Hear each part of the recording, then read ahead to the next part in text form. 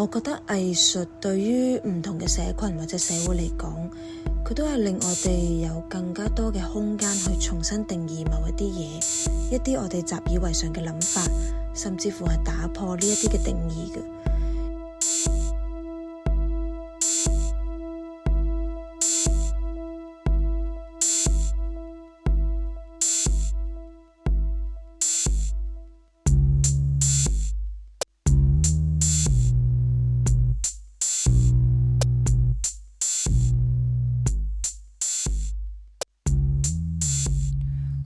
Hello， 大家好，歡迎大家嚟收聽呢一集嘅平地有聲，我係主持人羅德慧 Sarah。今日咧就邀請咗一位朋友上嚟同我傾偈啦，會分享下佢最近嘅一個工作。咁呢位朋友咧，佢本身係一位舞者嚟嘅，同時亦都有做一啲藝術行政嘅工作。但係慢慢即係同佢認識耐咗咧，就發現佢嘅身份其實都幾多變嘅喎。即係除咗舞者之外，佢亦都係演員啦，亦都係監製啦，亦都係一啲活動嘅策劃人啦。咁首先同大家介紹佢先，就係有小芳今日喺度嘅，歡迎你，小芳。Hello。好，咁咧啱啱講到話想介紹小芳最近做緊嘅一個 project 啦，其實就係由 T 劇場同澳門特殊奧運會合辦嘅一個社區藝術嘅計劃，叫做共享共活社區藝術計劃。咁呢個計劃咧，其實就係由 T 劇場同特奧嘅合作啦，咁然之後亦都係同一啲身心障礙嘅人士會有一啲藝術上嘅創作同埋表演。咁嚟緊6月尾咧，其實就會有一個佢哋嘅呈現啦，就叫做明日看似遙遠嘅一個公開嘅呈現。咁所以咧，今日都想請小芳可以同我哋介紹下呢個演出啦。但係介紹演出之前呢，都想同你傾下先嘅。咁因為知道共享共活呢一個計劃其實都已經有一啲時間啦，即係都有好幾年嘅時間，或者你都可以同我哋講下，其實呢一個計劃最初點解會發生啊？跟然之後其實呢個計劃中間即係經歷咗一啲點樣嘅過程，然之後希望達到一個點樣嘅目標咁呢？咁呢個計劃呢，其實係最初係2021年開始嘅。咁其實在2021年之前呢，喺2019年呢都已經有合作咗㗎啦，即係有一啲同特殊奧運會有開始一啲嘅戲劇同埋跳舞嘅 training 嘅。咁去到2021年呢，我哋就再申請呢個社區藝術計劃。咁就係一個3年嘅社區藝術計劃嚟嘅。咁跟住嗰陣時就開始真係有實在咁樣去發展呢一個計劃咁樣嘅。咁點解會有呢個計劃嘅出現呢？係因為當時特殊奧運會嗰邊呢，佢哋有個都係策劃員之一嘅，即係都係呢個 project 嘅策劃員之一。咁佢哋就去諗，其實有冇多少少嘅藝術去令到啲學員可以表達到佢哋自己一啲嘅諗法啊，或者係創作啊。因為其實有啲學員呢，即係特殊奧運會都係運動㗎嘛，有啲學員其實都幾活躍嘅。咁呢個係其一啦。咁其二呢，其實都想即係眼見其他有啲團體啊，或者鄰近地區都有一啲嘅表演藝術係智障人士方面去發展嘅。佢哋都有諗其實澳門特殊奧運會自己會唔會有做到一班學員係可以有呢一啲嘅表演藝術培訓呢？咁所以當時就聯合咗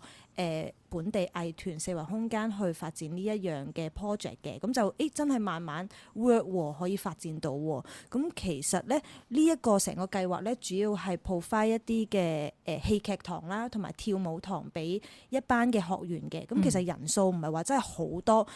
大概就10到16個嘅，咁浮動嘅。咁而家基本上都定咗落嚟係16個咁樣啦。咁跟住之後咧，咁我哋就會一個禮拜上2堂。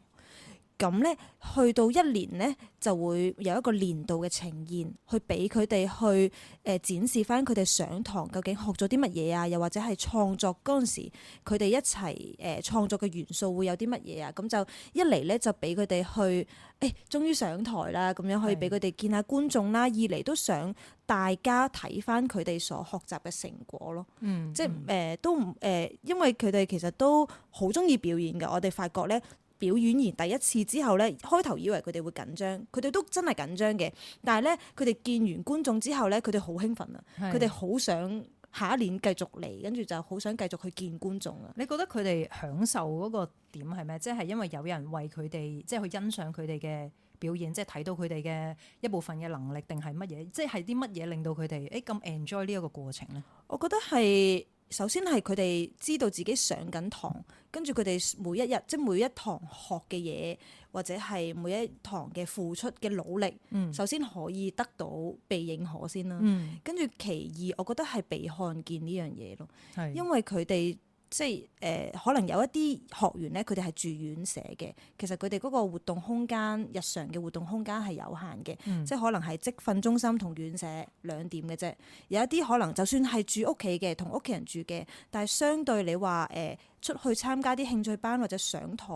嘅機會咧，其實都相對少嘅。因為佢哋好少可以自己揀啊。係啦，咁所以當呢樣嘢，當佢哋可以出去見觀眾嘅時候咧。佢哋覺得首先係佢哋所學嘅嘢被有成就感先啦，二嚟就係被看見呢樣嘢，同埋被讚賞、被肯定。所以同埋呢個過程似乎都係開拓咗佢哋生活一般嘅生活空間以外，即係佢哋可以睇多啲嘢，去接觸多啲唔同嘅嘢。因為即係令到佢哋除咗佢生活可能2點一線，可能院舍或者興趣班等等之外，佢哋好似佢哋做嘅嘢、學嘅嘢，可以俾多啲人可以見到佢哋努力嘅一個成果咁樣。係啊，同埋佢哋都可以接觸更多嘅人喎，即係佢哋好多時候。你以為可能見到一啲陌生人，佢哋會驚，可能佢哋會有啲慢熱，但係其實佢哋都會好 enjoy 去識一啲新嘅朋友，或者去見一啲新嘅人，就係一啲可能同佢哋平時見開嘅唔一樣嘅。新鮮感，我覺得呢樣嘢都係即係其實唔單止佢哋嘅，可能係我哋自己間唔時識下啲新朋友，都係一件好事嚟㗎嘛。咁因為見到個計劃咧，除咗即係你話佢哋會有固定嘅上堂啦，即係你哋會安排一啲導師入去同佢哋去上戲劇班同埋舞蹈班係嘛？係啦，除咗呢個興趣班之外，因為都見到有陣時見到你哋可能 update 個計劃嘅 social media 都會見到會帶佢哋去睇，可能去睇展覽啊，或者去睇演出啊。其實呢一個安排係咪都同你哋頭先講嗰樣嘢有關？即係都希望可以令到佢哋多啲唔同嘅藝術嘅體驗，同埋以你嘅接觸咧。你覺得其實多咗一啲即係接觸藝術嘅機會之後咧，對呢一班可能智障嘅朋友嚟講，其實佢哋會有啲咩唔一樣咧？比起上堂之前或者參與呢個計劃之前，首先咧，因為咧其實呢個計劃本身係一啲跳舞啊或者係戲劇啊嘛，咁如果要同佢哋一齊創作嘅話，其實當佢哋可能嘅生活空間或者日常生活嘅軌跡係有限嘅話，其實可能會少噶嘛，喺生活嘅素材上面，咁好多時候我哋都話即係藝術源於生活咁樣啦。咁所以咧，當我哋 plan 呢個計劃嘅時候咧，我哋其實有3步嘅，即係第一步咧就係令佢哋欣賞藝術，或者可以吸收多啲唔同地方嘅藝術嘅嘢先啦。跟住就經歷藝術，咁經歷藝術呢一 part 就係佢哋上堂啦，真係去我而家要上堂啦，我真係要創作啦。咁第3個階段咧就係展示藝術。咁所以我哋呢個 program 其實都係包含呢3個方面嘅，所以就點解話會間唔時會帶佢哋出去睇展覽咧，都係因為呢個原因咯。咁同埋咧，我自己因為其實我係第一個帶佢哋出去睇展覽嘅人嚟嘅，我自己我覺得當初我都有 bias 嘅，即係我都會覺得佢哋出去睇展覽睇唔睇得明先，或者係佢哋會點樣睇啊？即係我都真係唔知，因為我嗰陣時都係第一次帶佢哋出去睇展覽啦。可能之前我有同佢哋上其他堂，或者同其他人上其他堂，但係冇帶過佢哋出去睇展覽呢個經驗噶嘛。咁跟住後尾發覺帶完第一次之後咧，哇！原來佢哋睇得明㗎，有一啲，即係有一啲佢哋會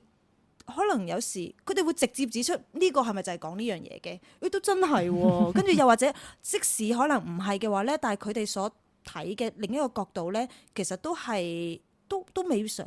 唔可能㗎喎，都俾我見到所謂嘅藝術嘅包容性同埋可能性，其實都真係好多咯。咁樣跟住同埋佢哋好中意出去嘅，因為咧就好似啱啱所講嘅2點一線啊，或者屋企3點一線，咁好難得可以出下去啊嘛，唞下氣，去睇下呢啲，跟住之後咧。又有時有啲展覽咧，紅啊、綠啊、黃啊，唔同顏色嘅咧，有一啲咧，佢哋會對於唔同顏色咧，好有感受㗎，直接話俾你聽，我中意呢隻色，我唔中意呢隻色。跟住有一啲咧，我記得睇過一個展覽咧，係關於澳門嘅19世紀嘅生活風景嘅，佢就話俾我聽，呢一度就係阿婆井啦，我以前就同屋企人住呢度附近，就會行街咁樣。我覺得有趣嘅點真係唔單止係睇咯，而係佢哋睇完之後同你分享啊，或者係我哋一齊傾偈嘅嗰個過程係好好嘅咯。所以你覺得即係擺咗呢一啲唔同嘅元素喺佢哋生活裏面，其實係咪真係會響即係創作嘅時候，因為你哋會持續，譬如每一年都會有年度嘅呈現啦，即係都有激發到佢哋有一啲可能佢哋多咗一啲新嘅想法擺喺呢個創作裏面。都會㗎，唔多唔少。咁我哋其實除咗澳門博物館啊、藝術博物館之外咧，我哋都有去過藝文會澳咧。咁當時咧嗰啲展覽咧好多唔同形式㗎嘛，即係佢除咗視覺藝術之外咧，佢仲有裝置藝術啦，跟住仲有得玩啦，又有 VR 啦，跟住又有可能一啲靚靚嘅 mon 啊、projector 咁樣咧，佢哋都真係有。喺翻嚟創作或者上堂嘅時候咧，佢哋會記得㗎，佢哋會同你講㗎。跟住即係可能問佢哋嗱，我而家咧想像一個花嘅世界嘅，咁花嘅世界咧咁行下先，咁你會見到啲咩啊？我見到嗰個雀仔咧喺個 projector 度飛啊，咁樣係啦。咁即係其實你會知道佢哋吸收咗一啲嘢咁樣啦，係啦。咁所以我覺得都係對佢哋嚟講，我諗除咗創作上，我會更加希望佢哋喺生活上感受多啲生活上唔同嘅嘢咯。我諗真係唔單止係創作上嘅，咁樣咯。所以係其實俾咗一個機會佢哋去接觸一啲佢哋本來嘅生活係未必有機會或者有人會帶佢哋去認識或者接觸嘅嘢。因為見到咧，你哋呢一個計劃，即係共想共活呢個計劃，除咗同呢一班嘅身心障礙嘅朋友去一齊做上堂啊，跟住帶佢哋出去啊演出之外，其實你哋都有特意去做一啲社區同學校嘅推廣。因為我覺得近年其實澳門都多咗一啲藝術團體會去做呢一方面嘅一啲叫做社群藝術嘅工作啦。即係譬如石頭公社，佢哋都連續幾年會做一啲共用藝術節啦，咁然之後你哋又會都做咗好幾年咁樣，咁即係因為見到可能大家都會希望係令到坊間可能對呢一班身心障礙嘅朋友嘅關注多一啲啦，或者可以睇到佢哋嘅一啲唔一樣能力啦咁樣。咁你哋真係落去，譬如去做呢啲學校同社區推廣嘅時候，其實你哋接受到呢一班即係譬如叫市民大眾啦，佢哋嘅反應又係點樣咧？可能對呢個 topic 或者對於你哋所做嘅嘢，佢哋會有一個點樣嘅回應？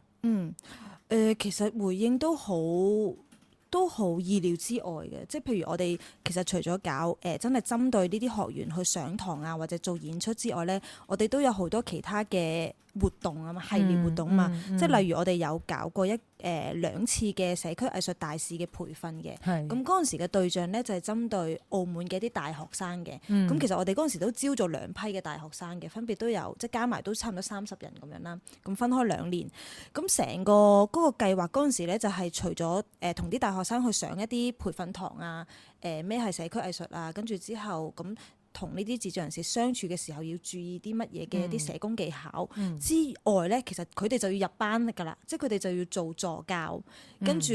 做助教去到咁上下啦，佢哋又開始有演出嘅時候咧，佢哋就要開始跟排練啦，或者佢哋會做幫手影相，即係視乎翻啲大學生佢哋本身嘅嗰個專長啦。咁其實嗰陣時都吸納咗一啲嘅社工系。都唔少嘅社工系嘅學生參加嘅，咁我記得有一個咧，其實佢係讀緊碩士㗎啦，咁佢自己本身都係一個在職人士嚟嘅，咁佢係酒店嗰邊做嘅，酒店做從事嘅HR 嗰方面㗎啦，咁嗰陣時咧，咁佢栽咗1年啦，咁第2年佢又話想繼續 keep 住栽喎，咁我哋當然歡迎啦。咁間唔時佢都會入嚟做助教嘅。然之後咧，佢翻去佢酒店嗰度咧，發展咗一個3個月嘅職業培訓啊。係啊，即係佢喺自己工作嘅地方教咗個職業培訓，培訓啲咩啊？係啦，因為咧本身可能培訓智障人士咧，佢哋多數係中心發生噶嘛，佢哋直接喺酒店啊。即係喺酒店嗰度有一個培訓，但係邀請呢一班智障人士嚟 join 嘅。係啦。咁個培訓嘅內容係就係因為咧，譬如可能以前嘅即係唔係以前係一般嘅 HR 或者係酒店都會覺得佢哋都會有佢哋嘅社企責任去請翻呢啲智障人士噶嘛。咁但係可能安排佢哋嘅工作咧係比較後台嘅，即係可能係清潔啊，或者係喺後面幫手搬下嘢咁樣嘅。咁呢一個3個月嘅培訓咧係喺前台㗎，佢係一個行李生嘅服務員咯，即係佢哋係直接邀請嗰班學員過嚟酒店去培訓呢個首先係第一個突破先啦，因為佢直接喺酒店開始咯喎。咁二嚟就係佢將佢哋培訓唔係淨係幕後咯，係前台咯。但係僱主即係佢嘅酒店嘅老闆係同意咗呢件事發生喎，即係係俾呢件事可以喺佢哋嘅酒店前台嗰度進行。係咁嗰個，因為嗰個義工其實佢都栽咗2年㗎啦嘛，佢都發現，因為其實佢都係即係我哋傾偈嘅時候 share 翻，我開頭真係其實估唔到佢哋係咁樣嘅，因為咧以往可能有時間唔時去做下一啲嘅義工，可能都係1日2日㗎嘛，其實都好難去知道嗰個學生或者嗰個學員個能力上啦，咁佢2年喎，跟住佢都真係見證啲學員一齊成長啊，或者係進步嘅時候咧，佢發覺其實 work 㗎喎，其實點解唔試下咧？跟住我諗佢就 propose 佢老細，咁最後就搞咗呢個 program 出嚟啦。哇，好神奇嘅！同埋咧，我覺得神奇嘅點係咧，因為其實佢哋係着晒所有職員衫啊，咁培訓咁樣，即係你嚟，跟住我咪做我嘅嘢，跟住跟住我再抱翻啲行李俾你咧。even 係隔離部門咧，即係佢同我分享翻話，隔離部門咧，其實如果你唔特別講話佢係一啲智障人士咧，佢哋唔會完全唔覺係同我哋平時做嘅人有咩分別咁樣咯。係，所以其實都係有一啲種子。係啊，呢個都好神奇。同埋，譬如有一個大學生又係讀碩士，咁佢而家準備讀博士嘅，好似係。咁跟住之後，佢都有 keep 住參加，佢做過2個演出嘅演教員嘅。咁佢都有 keep 住跟住我哋成個 program 2年嘅，所以佢都即係佢一方面係佢自己嗰個社會學嗰個專業上佢有所，即係佢繼續去進修啦。二嚟咧，其實佢都可以融合到兩邊咯，即係佢都話其實佢本身唔係一個表演藝術嘅人嘅底嚟嘅，讀社會噶嘛。咁跟住，但係後尾佢又 join 下呢樣嘢，佢又發覺原來藝術呢樣嘢，即係以戲劇啊或者跳舞去介入一啲社群度，其實都好 work 噶喎，而亦都有好你估唔到嘅一啲效果咁樣。係，所以。其實已經呢個計劃所牽涉嘅已經唔單止係即係所謂嘅身心障礙人士，佢哋會多咗一啲機會去接觸藝術啦，而係透過你哋可能一啲叫做社區大使嘅培訓啦，或者你哋落去社區嗰度做一啲分享嘅時候，其實都有有一啲你意想不到嘅嘢已經發生緊，即係可能慢慢有啲小改變咁樣會發生緊。同埋咧，其實我覺得咁呢個係一方面嘅改變啦，即係一班年輕人嘅一齊改變啦。另一方面咧，其實因為我哋都有做演出噶嘛，咁咧對上一次演出咧，其實咧我哋有收到一個即係小女孩嘅，佢咧應該我諗佢應該好少睇有關智障人士嘅共融嘅演出啦。咁佢睇完之後咧，佢同佢媽咪分享，佢話我估唔到咧，佢哋係原來有能力嘅咁樣，即係估唔到佢哋原來係可以出嚟演出㗎。我以為佢哋咧一般就喺屋企瞓覺咁樣咯。係啦，咁係啦，呢個小女孩當時咁樣講啦。咁當時佢阿媽帶佢嚟睇嘅時候咧，佢都話擔心唔知個女咧會唔會驚啊，或者唔知點樣應對。但係其實咧，佢個女咧，即係佢見到佢個女係完全冇驚過，就係當佢哋一般人咁樣噶嘛。而都改變咗個媽咪自己嘅心態咯。即係你點樣去帶一個小朋友去睇呢一班人咁樣咯。同埋咧，因為我哋好多學員都有一啲家長過嚟睇噶嘛，其實我覺得即係都令到家長佢唔單止係開心咗啊，佢見到佢個女咁樣佢開心啊，而係佢都有話我估唔到自己個女都可以做到演戲喎。其實當佢哋有成就感嘅時候咧，佢自己都開心，即係。唔係真係唔得㗎喎，或者唔係淨係做嘢，淨係不斷做嘢，而佢哋都可以係表演藝術嗰方面，佢哋做演員，佢哋做一啲 dancer， 做一啲 movement 嘅呢樣嘢咧，都令到本身照顧者佢哋自己有信心咗咯。我覺得。頭先你分享咗好多即係好正面嘅例子啊，即係呢個計劃都有啟發到一啲人啦，或者有令到一啲人對呢一班身心障礙嘅朋友有多一啲新嘅認識啦。咁但係即係我都會想問下你，其實因為我哋做呢啲社區藝術嘅計劃啦，特別係同弱勢社群有關啦，其實好多時都會覺得我哋如果促進到社區共融就好啦，即係呢個都會係一個好重要嘅目標，或者希望達到嘅一樣嘢。你覺得一個理想嘅社區共融或者所謂嘅傷健共融嗰個狀態係點樣？又或者呢一啲藝術 project 係咪真係可以有幫助到呢樣嘢去發生咧？理想嘅環境同理想嘅狀態係人嘅態度咯，係每一個人去點樣睇另一個人嘅一件事嚟嘅。而我覺得嗰樣嘢係有冇互相尊重啦、互相理解同埋互相接納嘅。因為我自己跟呢個 project 嘅時候呢，我有時都會 lost， 係因為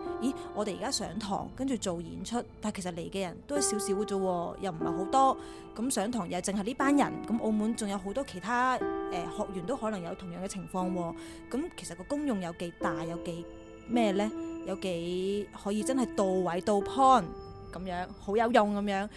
咁咧我自己都 lost 咗一段時間嘅，咁直至到咧我去香港咧 join 咗一個共融藝術嘅導師培訓嘅嗰陣時，咁咧其中有即係我哋有啲培訓嘅時候咧，個 training 嗰個人就問點解我哋要做inclusive art 啊，即係點解要做共融藝術呢樣嘢啊？咁其實 benefit 係 for 邊一個啊？其實佢就話 benefit for 每一個人嘅。我突然間叮咗一聲，點解咧？係因為即係我哋每一個人咧都有唔同嘅能力噶嘛。可能我哋自己四肢健全嘅，可能我哋睇唔出嗰個大嘅分別。但係如果你可能同一啲四肢未必健全或者有智力障礙嘅人去對比，就會睇到嗰個唔同能力㗎啦。咁但係就算我唔同佢哋對比，我哋自己本身對比，或者總之我哋呢一班人對比，去唔同能力嘅人對比，咁其實我哋想要咩啫？我哋大家都係想要大家被接納啊嘛。而呢樣嘢係令我叮咗一聲嘅，而我點樣去即係我呢個 project 點樣去創造呢個環境，係令到唔同能力嘅人去點樣互相接納咧？即係唔單止係健全人士還健全人士，非健全人士還非健全人士，而係成個環境你點樣去令到大家都可以融洽相處，而係一個 respect 嘅態度咧？我覺得係呢樣嘢係做即係正在去慢慢去改變緊唔同嘅人嘅態度咯，就等於開頭一啲家長或者一啲年青人或者嗰個細路女我覺得佢哋係咁嘅喎，原來唔係咁嘅喎嘅嗰樣嘢係我嘅，即係我覺得呢個 project 做緊嘅嘢，同埋就係我啱啱上提到嘅理想嘅環境。呢個多謝你分享，我都係講得好好，即係inclusive art 講緊嘅唔單止係我哋 serve 某啲人啦，而係真係一個整體社會性，大家對於一啲身心障礙朋友嘅一啲認知咁樣。咁但係翻到嚟好現實嘅問題就係資源嘅問題，因為知道呢一個 project 其實由2021年去申請嘅時候就係文化發展基金嘅資金去支持啦，即係一個資助嘅項目咁樣。咁然之後頭先我哋都有傾過，佢可能係經過咗幾年嘅咁樣嘅跨年嘅申請之後咧，其實呢個計劃可能到2025年，即係今年嘅年尾咧，佢就已經即係又要暫告一段落啦咁樣。咁即係當對比起一個好美好嘅願景嘅時候，其實係需要好多時間同埋一啲不斷有嘢發生去推動，去令到一啲美麗嘅事情可以發生。咁但係咧翻到嚟個 project 其實嗰個資源又未必可以 support 到呢件事咁樣，可以即係2025年之後可以繼續 run 落去啦咁樣。咁所以都想即係問，即係譬如假設如果真係來年個資源冇咁多啦，甚至可能得唔到呢個資助嘅話，咁呢個計劃仲有冇一個可以繼續嘅可能性呢？同埋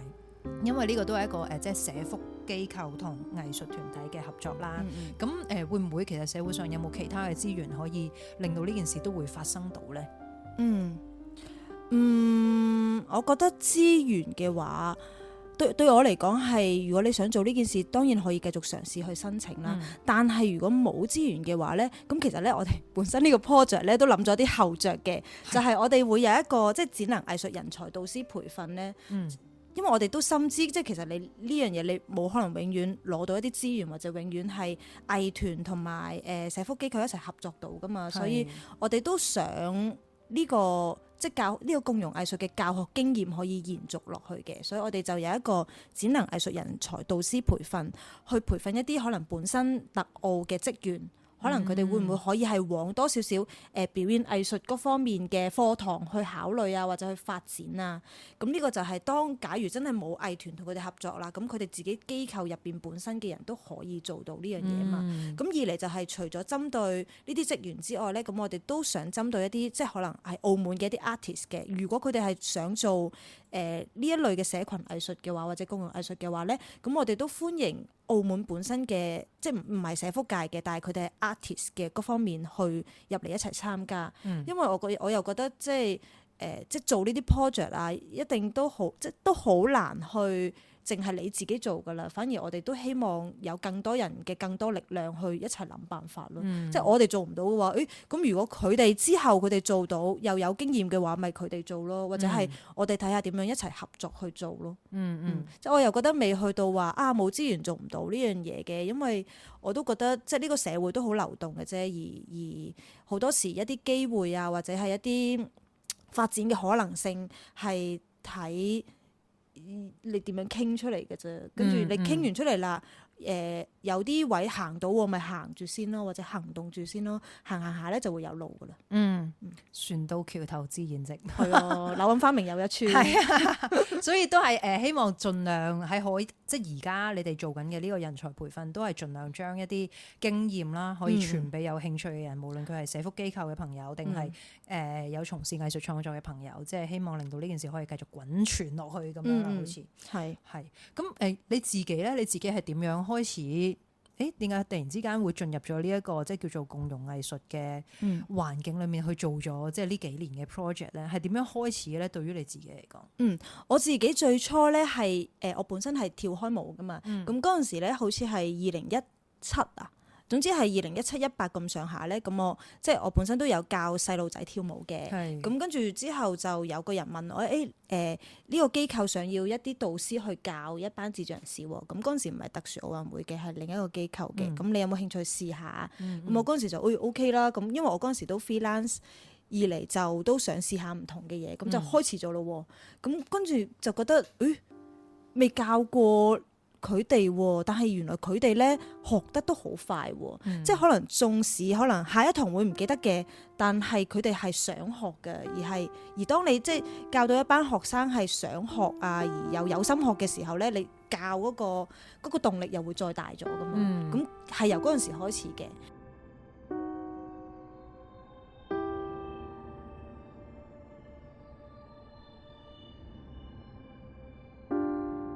咁咧，我係2019年嗰時咧就去咗荷蘭嘅其中一個地方叫 Utrecht， 咁樣咧佢嗰陣時咧有一個3日2夜嘅呢啲 inclusive art 嘅研討會啊，咁佢當中咧有演出啦，有真係 workshop 啦，有研討會啦、講座啦。嗰陣時我再開咗一層世界，因為其實佢嗰陣時唔單止係荷蘭嘅，佢有瑞典啊，有芬蘭啊，有英國唔同嘅藝團係 inclusive art 嘅藝團過咗嚟，跟住我就覺得原來係可以咁㗎啲嘢。但係我係澳門相對少見啊嘛，即係可能澳門都有，但係未去到我嗰陣時見嘅嗰個規模同埋嗰個活躍程度咯。即係再加上可能上完呢啲 workshop 之後，上完睇完演出之後，又大家一齊傾下偈啊，交流下啊，跟住又再睇演出啊，跟住就會覺得佢同埋佢哋做嘅 topic 咧係好多㗎，即係佢哋除咗做一啲特殊人士之外咧，佢哋做一啲輪椅人士啦，佢哋做柏金遜嘅病患者啦，佢哋做跟住我亦都有聽過啲 topic 係佢哋有一班大學生去入去同另一班嘅社群去做呢一啲嘢啦，跟住再成果呈現啦，跟住嗰3日2夜嘅 festival 咧好 bring 我係啦，係啦，好 bring 我，跟住之後，咁我就記住喺心入邊啦，係咪先？咁跟住後尾翻到嚟澳門咧，咁大概2020年嘅，咁我就見到四維空間咧，原來都有一個共融藝術嘅呈現喎，咁我就去咗睇啦。跟住睇完之後咧，我就即係同翻當時匹牌嗰陣時係啦。同咗匹牌講話我都有興趣去發展呢一啲 project 咧，跟住即係問佢哋會唔會繼續發展啊咁樣，咁跟住我就 join 咗佢哋嘅團隊，就一齊去發展呢個共想共活啦。所以就係由一個外地嘅經驗去啟發咗你係一個眼光啦。當然你自己本身亦都有一啲同特殊需要嘅小朋友工作嘅機會啦。跟住就慢慢就令到你開始對呢樣嘢有多啲認識，同埋你會想繼續咁樣去發展落去。係因為見到咧，其實即係就好似我一開始有介紹小芳咁樣啦。因為你近年其實身份都非常之多元化，即係除咗即係一開始係 dancer 啦，跟住亦都有演員啊、策劃啊，或者監製啊、行政等等呢啲咁樣。咁因為見到其實你近年都參與得都幾多喺一啲社區，即係針對唔同社區或者唔同社群嘅藝術嘅項目裏面啦，可能有一啲係長者嘅，或者你自己會去帶一啲即係同小朋友相關嘅 workshop 啊咁樣，跟住然之後再加上好主力呢幾年去做共享共活呢個計劃啦。你覺得即係由單純專注創作嘅一個創作人，跟住到慢慢去接觸或者做更多一啲叫做社區社群嘅藝術計劃咧，你自己對於藝術創作呢樣嘢，或者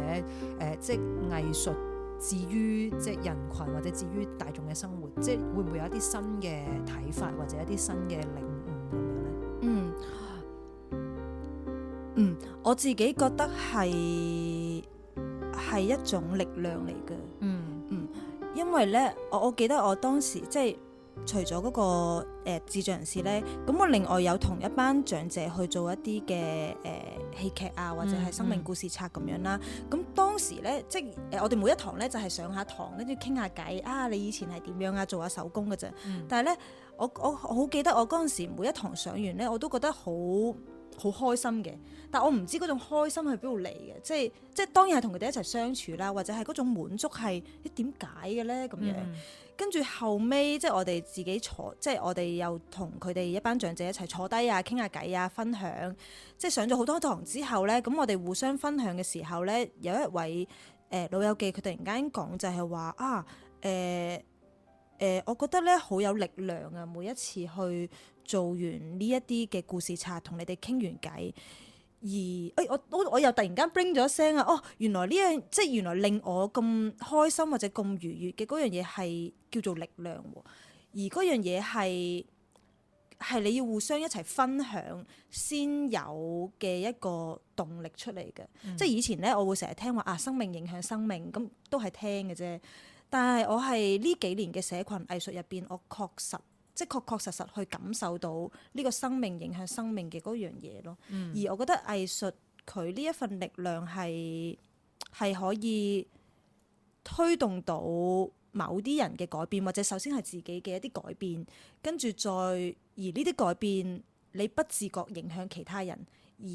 然之後你人同人之間就慢慢開始有轉變，跟住再帶動整個社群就慢慢有轉變。所以我覺得藝術本身至於社會或者社群嚟講，佢係有一種深不可測嘅力量，有一種好強勁而又未知嘅力量咁樣咯。我估都係好因人而異，即係我意思即係嗰個力量嗰個深不可測，究竟嗰樣嘢係啲乜嘢？有陣時可能好難用言語去描述或者形容，但係可能就係你頭先講嗰種，即係至少我做完之後我心情有變好喎，或者可能人同人之間嗰個聯繫好似因為藝術而聯繫多咗一啲咁樣。係，我覺得一嚟因為藝術而聯繫多咗，二嚟你真係睇住佢哋有啲諗法咧，係可能幾十年都係有呢種諗法㗎啦。跟住佢慢慢轉變嘅嗰樣嘢咯。即係譬如好似有啲家長佢一直都會覺得自己嘅細路唔係好得嘅，跟住佢慢慢開始相信得，因為佢有過呢一次經驗咁樣。而就算係我同嗰班學員去 work 咧，佢哋即係你會睇得出佢哋係怕醜或者抗拒或者唔做，但係即係以前佢係縮嘅，即係你叫佢帶一啲我會有一啲堂咧係每一堂都會帶熱身噶嘛，咁我就邀請佢哋去帶每一個人做熱身嘅。咁以前佢哋會縮㗎，後尾佢哋會第一個舉手，我要帶咁樣。即係其實我覺得呢個轉變已經係好多㗎啦，即係已經係1年2年1年半之後，佢哋慢慢就有呢一種轉變喎。所以其實我覺得嗰樣嘢係真係見到佢哋咁樣轉變咯。嚟緊6月尾就有一個演出嘅機會啦，俾大家可以感受到呢一種力量。可唔可以請小芳可以同我哋介紹下，即係6月尾嘅演出，即係一個點樣嘅一個呈現呢？同埋如果譬如而家聽緊嘅聽眾會有興趣嚟睇嘅話，可以點樣買飛或者登記，有咩方法呢？如果要買飛咧，就可以喺 Facebook 專頁啦 search 我哋嘅共賞共活社區藝術計劃。咁我哋有一啲活動嘅 event 嘅，咁 click 入去咧就可以有個報名嘅連結㗎啦，就可以買飛㗎啦。咁其實佢係一個咩演出咧？咁呢個演出咧會喺黑盒劇場嗰邊去做文化中心係啦，文化中心嘅黑盒劇場。咁咧，嗯因為我哋又好有趣嘅，我哋每一年嘅演出咧，我哋嘅地方都好唔一樣嘅。咁今次咧係佢哋第一年入黑盒劇場，咁相信佢哋都會相當興奮嘅。佢哋去一個新嘅地方，好正式嘅演出場地。係啊，而我哋都想之前咧，我哋就係一啲唔係一啲劇場嘅空間啦，一啲比較非正式嘅劇場空間咁樣。今一次嚟到一個黑盒劇場咧，我哋自己都興奮，我自己都興奮。咁今一次演出呢個明日似在遙遠咧，佢主題咧其實係一班人咧，佢哋好期盼聽日會發生啲咩事嘅，但係咧佢哋今日咧就已經發生咗唔同嘅悲劇啦。跟住而呢個悲劇咧點樣？係啦，跟住之後咧，但係呢個悲劇入邊咧，可能係一啲佢哋日常上演緊嘅一啲東西嚟嘅。咁但係同時間，所以佢哋就要期盼呢個聽日啦。咁而呢個每一日都期盼聽日究竟會發生啲咩事咧？咁就要大家嚟睇啦。果然係有深不可測嘅力量啊！好啊，咁所以如果大家對明日似在遙遠呢個演出有興趣，或者亦都睇下呢一班學員佢哋嘅一個演出嘅成果啦，都可以去到共賞共活嘅 Facebook 專頁，可以登記翻資料，咁就可以到時就準時入場㗎啦。咁演出係喺6月28號，係啦，咁就晏晝一共有2場，2點9同埋5點各一場嘅，咁大概係65分鐘左右。好啊，咁今日多謝小芳上嚟同我哋分享你呢個共賞共活嘅計劃啦，同你自己一啲睇法啦。咁我哋下一次嘅平地有聲再見，拜拜。拜拜。我覺得藝術對於唔同嘅社群或者社會嚟講，佢都係令我哋有更加多嘅空間去重新定義某一啲嘢，一啲我哋習以為常嘅諗法，甚至乎係打破呢一啲嘅定義嘅。因為跟住呢個 project 之後呢，有時我都會去諗翻，其實正常同埋特殊嘅呢一啲標籤點解會存在嘅呢？而社會似乎都習慣用正常同唔正常去定義某一啲嘢。咁以前我唔會去諗話當中嗰個話語權其實係邊個話事嘅呢？咁樣，又或者我今日去放假，我可以揀去睇展覽，我可以揀去食嘢，我可以揀去邊一間餐廳食啲乜嘢。咁但係其實社會上亦都有一班人，佢哋冇辦法擁有呢一啲嘅選擇權嘅。而跟另一啲嘅長者 project 嘅時候呢，有時上堂見到佢哋不斷背劇本，不斷去演出，即係可能會覺得自己唔得喎，但係其實呢，又會見到佢哋做到嘅時候呢，好開心嘅喎。咁我就會發覺，其實老咗都有好多可能性啦。以前咧就會覺得，老啦一定要積谷防饑咁樣啦。咁但係後來會覺得咧，似乎接受變老嘅呢個接受咧係更加重要，更加需要去處理。因為眼見有時同啲老友記上堂，佢哋都即係基本上都衣食無憂噶啦，都相對了解。咁但係你會知道佢哋卡住某啲位嘅，可能係自己嘅身體已經冇辦法同以前一樣咁有活力、咁精神。有時要即係去成日去睇醫生，好多病痛，而自己亦都冇辦法再一展所長。咁而我覺得藝術就正正係一樣嘢，可以令到大家去有唔同嘅角度去望返呢一個世界。有更多嘅可能性去流入翻俾自己，去望翻而家嘅生活，望翻以前或者而家嘅自己。因為我覺得有時有啲念轉咗嘅時候呢，一個人就會唔同噶啦，即係可能你嘅諗法、你嘅行動都會唔同咗噶啦。而呢樣嘢亦都係藝術帶俾人哋嘅一種力量咯，我會話。